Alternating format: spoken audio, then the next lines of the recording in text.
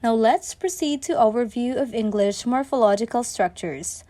Heine et al. 2015 defined morphology as a subdiscipline of linguistics that deals with the internal structures of the words. Morphological structure of a word plays an essential role in its phonetic form, syntactic properties, and its meaning.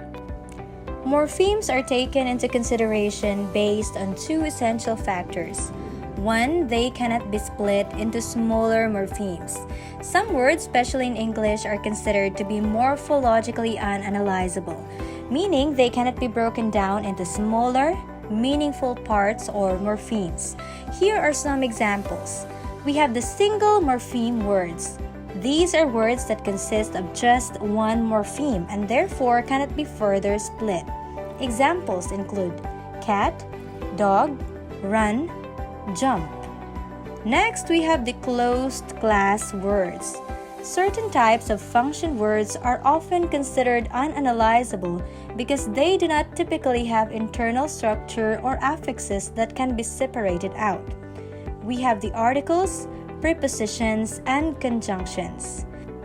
Proper nouns and names. Proper names and other lexical items are often treated as indivisible for practical purposes, even though they might have etymological origins or meanings, just like the name John, London, and Microsoft. 2. It is a word or a part of word that has meaning. Cal 2022 defines morpheme as the smallest unit of language, minimal unit of language with sound and meaning. For example, student and inflectional morpheme S in students, study and inflectional morpheme ing in studying, and the prefix dis plus the root word approve and the suffix al or al in disapproval, all of which are morphemes with their distinct meanings and sounds. Hence in the word unreliability. Unreliability meaning the inability to be relied upon or trusted. In the word unreliability, we have 4 morphemes, specifically the prefix un, the base word rely, the suffix verb able, and the suffix adjective ity. Those morphemes created the word unreliability. Teaching morphemes unlocks the structures and meanings within words. It is very useful to have a strong awareness of prefixes, suffixes, and base words.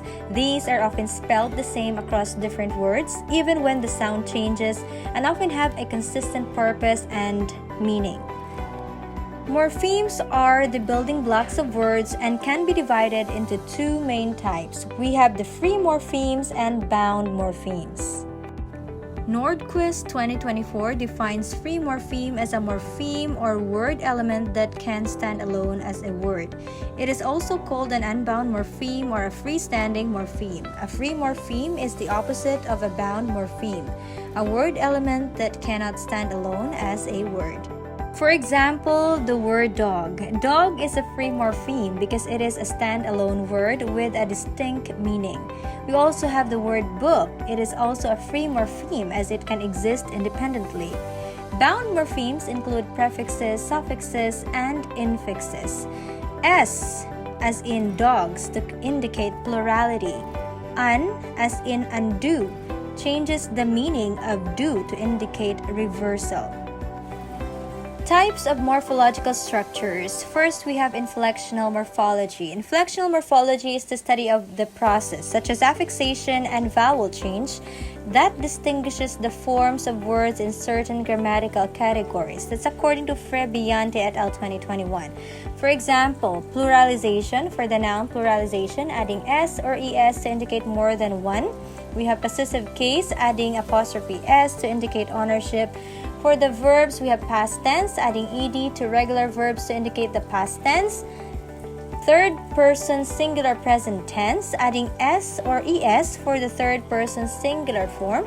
The progressive aspect, using the present participle form, often with the auxiliary verb to be. Then we also have the adjective, comparative form, adding er to indicate a comparison. Superlative form, adding est to indicate the highest degree. Second, we have derivational morphology. According to Yusuf 2017, derivational morpheme is a bound morpheme that is added to the root or stem, which produces a new word with a new meaning. So it can be concluded that derivational morpheme is a new word that adds an affix. We have prefixes and suffixes to base words that affects the word's meaning or class. For example, from the verb design, adding the suffix er, which will form a noun, designer. From the adjective fast with the suffix ly, fastly, that will form an adverb. That's from adjective to adverb. Then we also have the word childlike. From the noun child, adding suffix like, forming the adjective word childlike. We also have the word grateful plus the prefix un to form the word ungrateful, meaning not grateful. Role of morphological structures in word formation. Morphological structures define the ways in which morphemes can be combined to create new words, reflecting both the grammatical rules of a language and the relationships between words. Derivational morphology allows for the creation of new words by adding prefixes or suffixes to existing roots, while inflectional morphology modifies words to express different grammatical categories. Here we have a sample study on morphological structure. Title: An analysis of the morphological structure of degree of comparison in Blaan language. Authors: Errol T. Piloton and Geraldine D. Rodriguez together with Noel P. Garcia. Year published 2024. Study highlight: the study aimed to analyze the morphological process in creating the adjective words in Blaan, particularly the structure from positive degree to their comparative and superlative degree of comparison.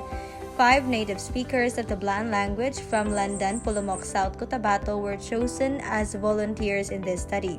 It was revealed that, as with the English language, Blaan also has affixes that they attach to the Blaan adjective to show its degree of comparison, such as la'ali for comparative degree and tu-ti for the superlative degree. La'ali was added to form the based form of the Blaan adjective to a comparative degree, and to show superlative degree using the Blaan adjective, all you need to do is to affix tu-ti to the base form of the Blaan adjective. The study highlights the unique morphological features of the Blaan language, contributing to the understanding of how indigenous languages handles comparison and degree, which may differ from more widely studied languages. Now I'm going to show you a table of the Blaan adjectives in comparative degree. La'ali is the base form of the Blaan adjective, which now serves the additional purpose of comparing two items, people, or concepts when la'ali is attached to them. This is how things are compared when using the Blaan adjectives. For the superlative degree, using the Blaan adjectives, they use tu-ti or tu-uti to contrast an item, a person, or an idea. In forming the Blaan adjectives in the superlative degree, they will have the tu-ti plus the primary form of a Blaan adjective. On the other hand, in English sentences, it forms its superlative degree by adding iest and or the word most. Inflectional morphology in English. Inflectional morphemes produce new forms of the same word instead of creating new word categories or lexical entries. That's according to Mackenzie 2011 as cited by Vitria 2020. Furthermore, Yusuf 2017 agrees that inflectional morphemes are employed to show some features of the grammatical role of a word. Moreover, Vitria 2020 mentions that there are 8 inflectional morphemes in English, and they are used to show if a word is singular or plural, if it is present tense or not, and if the word is in the comparative or the superlative form, as summarized in Table 3. We have here inflectional morphemes such as the suffix s, apostrophe s, er, est, s for third person singular present tense, ed, ing, and en. Beside the suffix is its function and its example. Nouns take two inflectional morphemes, plural and possessive. Say for instance in the plural we have s, adding the root word book plus the inflectional morpheme s equals books. Then the inflectional morpheme es, glass plus es, turns into glasses. Some plurals take a different morpheme. From the singular datum to data, medium to media, ox to oxen, then moose, still the word moose. For the possessive, say for instance the name Barbara plus apostrophe s, that will turn into barbarous. When a singular possessive noun ends in s or z, it still takes the apostrophe s. The pronunciation of the apostrophe s just changes from the s sound to the z sound. For example, the word base to bases, maze to mazes. The possessive of a plural noun ending in s is pronounced just like the plural form. It's spelled with the simple apostrophe and no additional s, just like the example given. Plural s rules. The suffix plural s changes in spelling and pronunciation depending on the word it attaches to. See the given example for certain pronunciation, like for the s sound in the word cats, z sound for the word kisses, and another z sound for the word dogs. Adjective ER and EST rules. The comparative ER and superlative EST inflectional morphemes usually attach to adjectives that have one syllable.